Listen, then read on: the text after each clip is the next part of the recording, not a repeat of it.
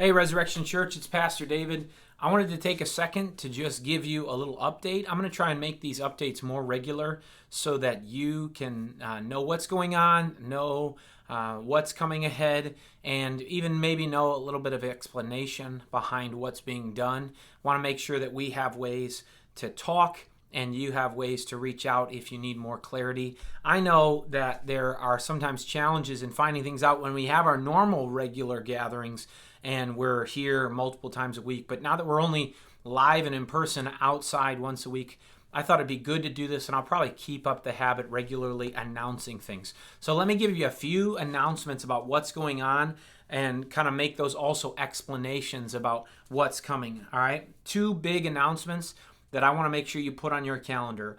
June 21st is the date that we will vote on Richard Stratton and Brian Maloney as non-staff pastors, or you've probably heard the word from the scriptures, elder. All right, and we are going to be voting on them based on the qualifications in 1 Timothy 3, 1 through 7, and Titus 1, 5 through 9. And I know you've known about this. It's been postponed multiple times due to COVID, and I want you to be praying about it. This is a significant moment in the life of our church. June 21st, we will vote together at that service. Members will be voting. It'll be voting on a paper ballot as we had with our deacons. All right, so that's June 21st. That's the first announcement. The second one is that our church camping is coming up at Somerset Campground. Registration is open right now. The camping dates are August 6th through August 8th. And right now, registration is available online, or you can reach out to Nathan Pergel and talk to him directly about some of those campsites. We want to make sure that you register as soon as you're able so that if our campsites fill up, we can request more from the campground. So I just encourage you to jump on board, and it's going to be an awesome time. I know we've already had a number of people sign up for that. That's August 6th through 8th. There are campgrounds, and then looks like there's still one cabin left available. So mark that down for you. And then here's a couple things that are just by way of explanation so that you know what's been going on. We will not be having live and in-person Wednesday night ministries, but you knew that for months before COVID because we've talked about how our plan was to move out during the summer into gospel communities, smaller outbreaks of the church with a specific focus in their mission. And we talked about those gospel communities. I won't spend a ton of time explaining those right now, really because the final 3 months right before summer took away our chances to meet and talk about those together. We don't have many gospel communities started, but we are not going to just plan to start Wednesday night ministries in the place. I'm going to continue to release teaching online, and I'm going to do my best to make sure that every Wednesday, one of those teachings will be releasing. I'm going to hopefully release more. I'm going to try and keep them about 15 minutes and then publish them on Facebook and YouTube for you to take part in. So if you want to be in the habit of coming to church online, so to speak, we don't like the gathering of the church online, but we think about getting some of this teaching online every Wednesday night, you can do that. But also, if you're still interested in a gospel community and getting together with a small group of believers, taking up a specific focus in our mission, whether that's Bible study or prayer or outreach or care within our community, I would love for you to talk to me.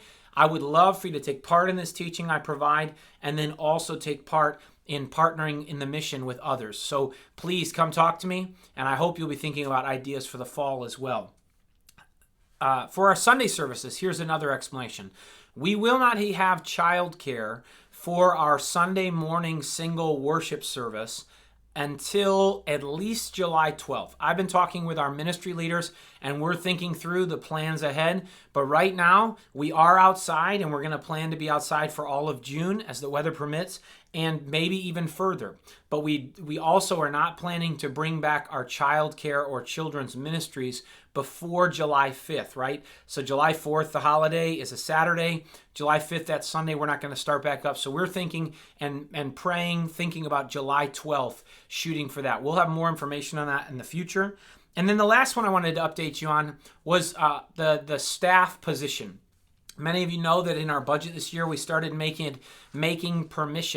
space for us to look for another person to hire in after July, right? After the half of the year.